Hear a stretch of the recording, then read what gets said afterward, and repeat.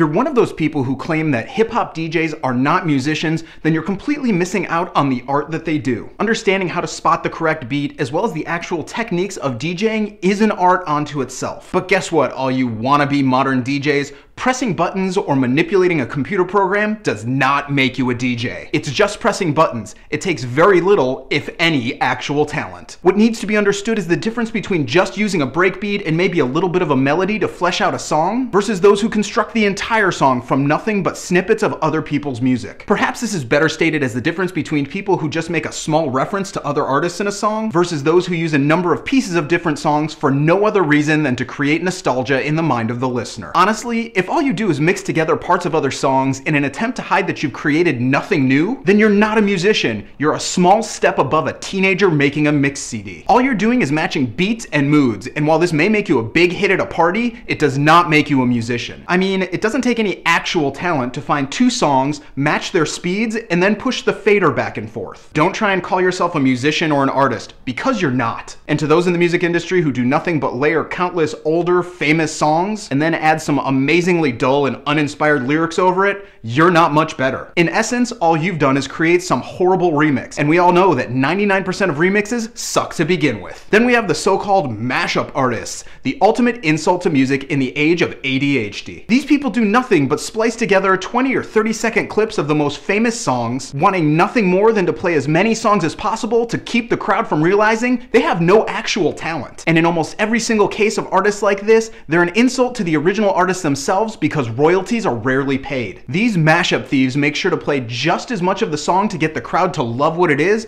but just as little so they don't have to pay the royalty fee. In short, those who simply dig up well-known parts of songs to try and make their song a bigger hit, and the more blatant mashup artists should be publicly flogged and then drawn and quartered because they represent everything that there is to hate about the modern music scene.